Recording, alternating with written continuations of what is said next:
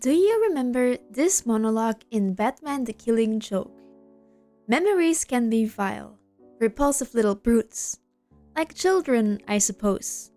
But can we live without them? Memories are what our reason is based upon. If we can't face them, we deny reason itself. Although, why not? We aren't contractually tied down to rationality. There is no sanity clause.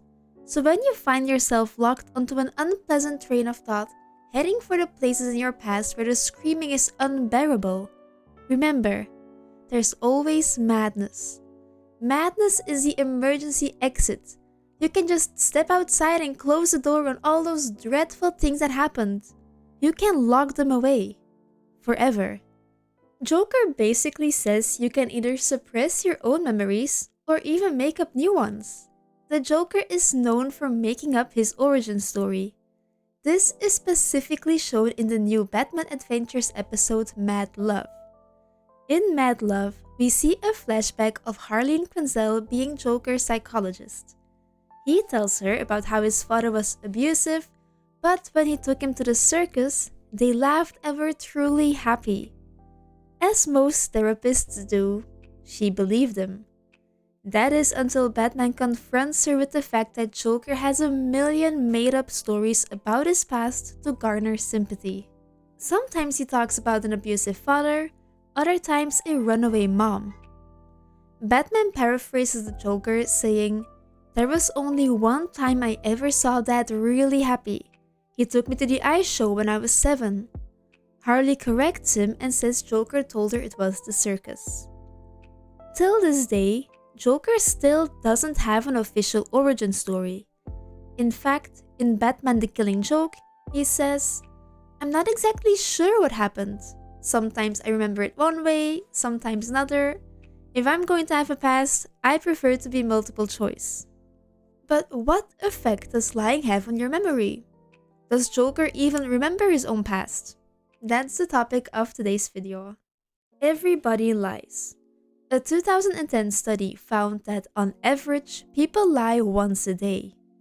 The American Heritage Dictionary of the English language defines lying as a false statement deliberately presented as being true or something meant to deceive or mistakenly accepted as true. People lie for many different reasons as well. Some people will lie to avoid talking about bad experiences. Others can lie to gain personal benefit.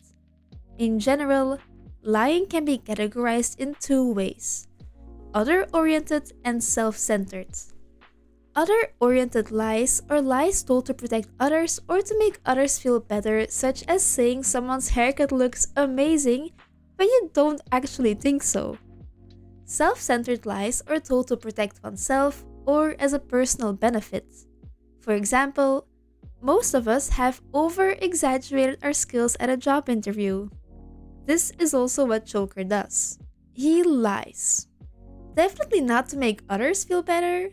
He does it to avoid talking about trauma, to gather sympathy, or just for fun. Lying does affect our memory. For example, a 2013 study let participants view photos. Some people had to lie about seeing certain objects. Those who had to lie about it had more difficulty remembering if they actually saw the objects in the photos they lied about. Another example is when people make up stories.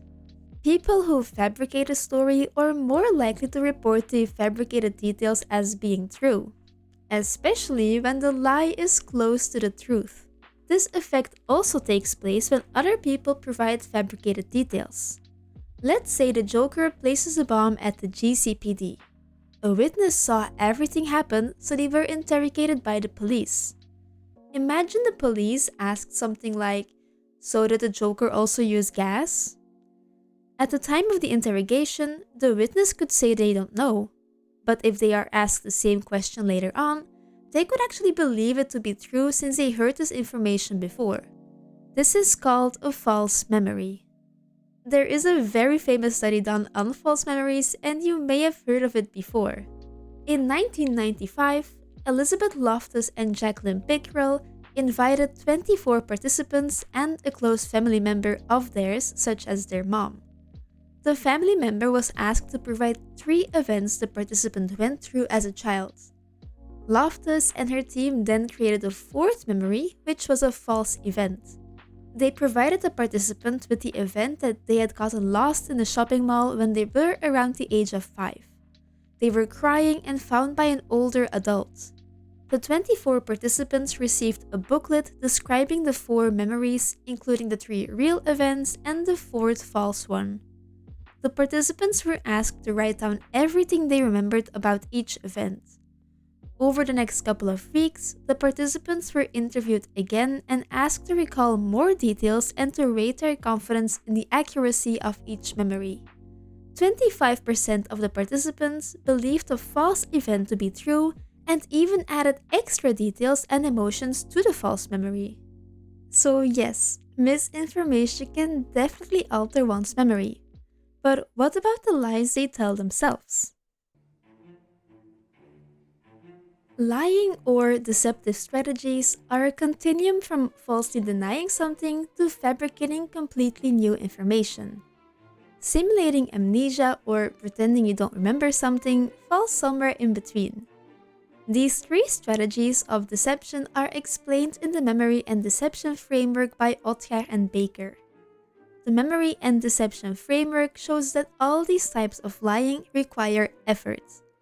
People have to come up with a story, monitor their verbal and nonverbal communication, remember the truth, etc. This effort is what we call cognitive resources. False denial, for example, doesn't need as much cognitive resources as fabrication.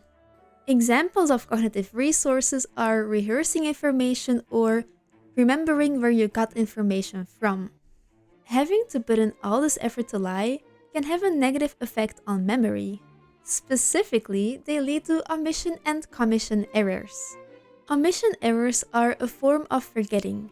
People may forget a detail or event that did take place. Commission errors are the opposite, in which people report a detail that was not present or did not happen. This is what we called false memories earlier in this video.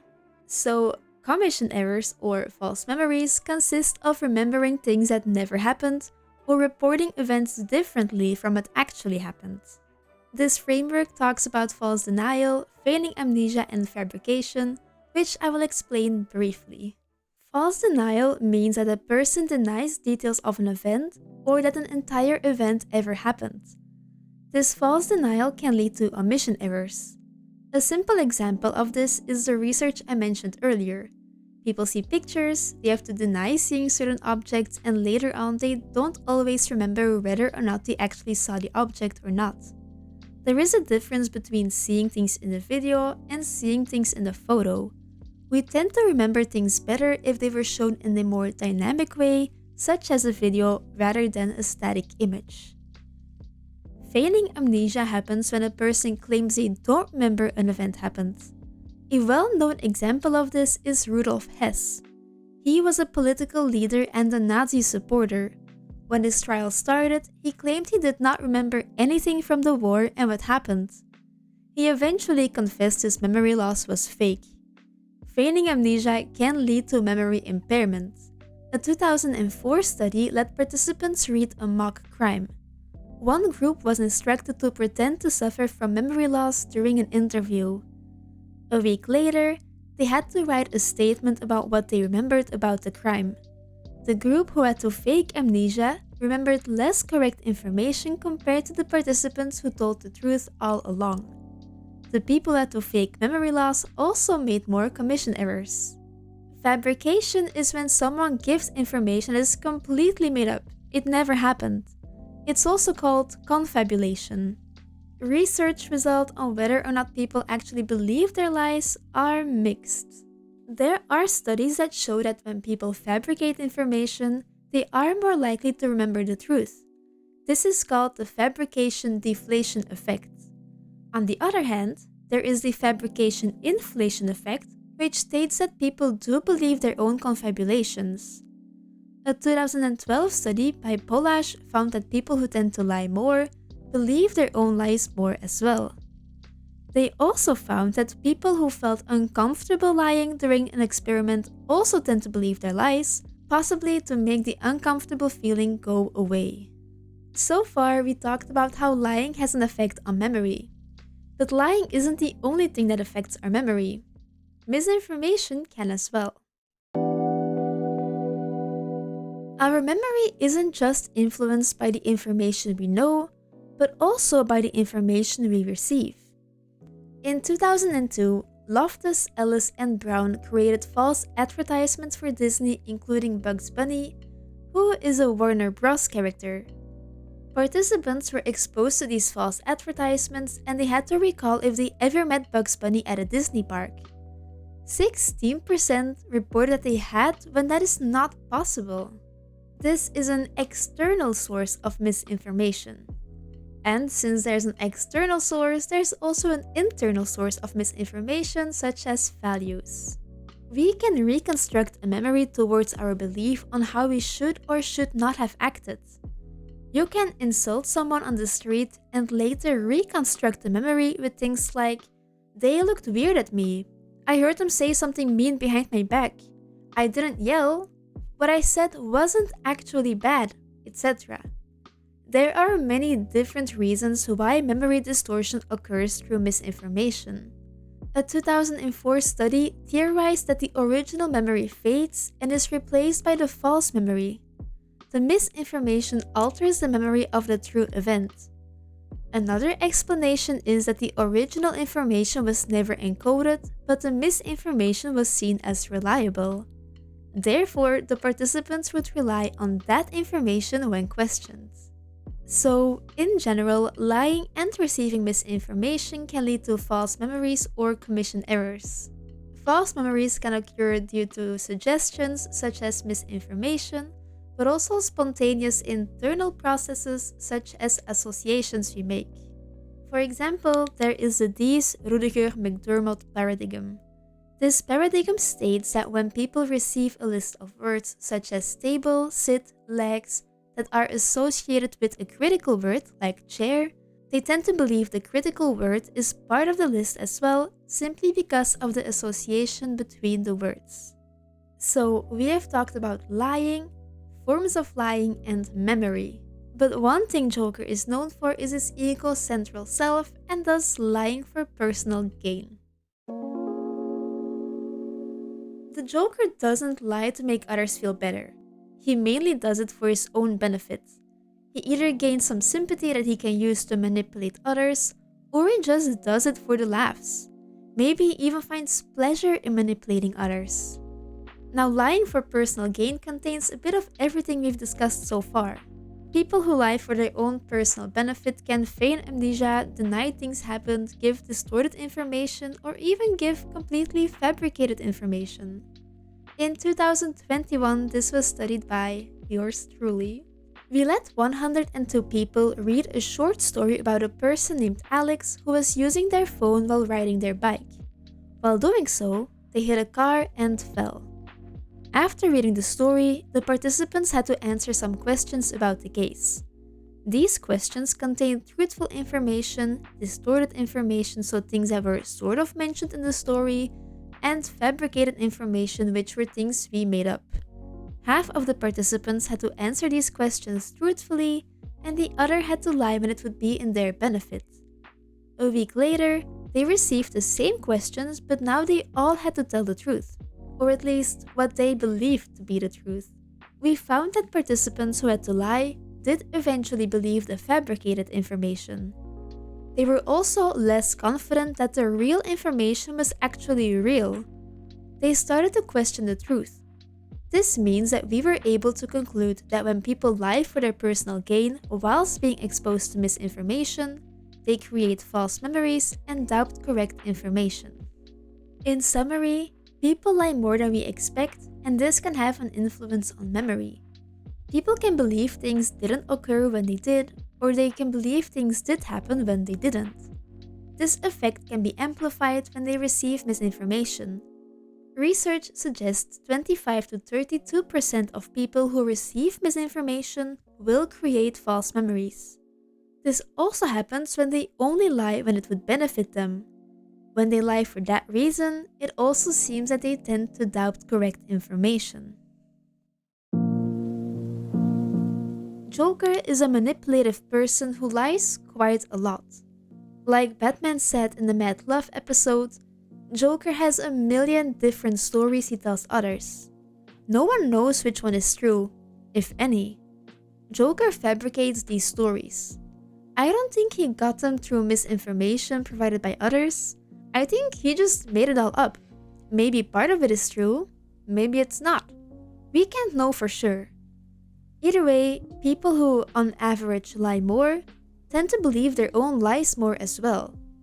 A 2021 research also found that people who fabricate lies about an event tend to create false memories about the event, which is likely what happened to the Joker. He makes things up about his past.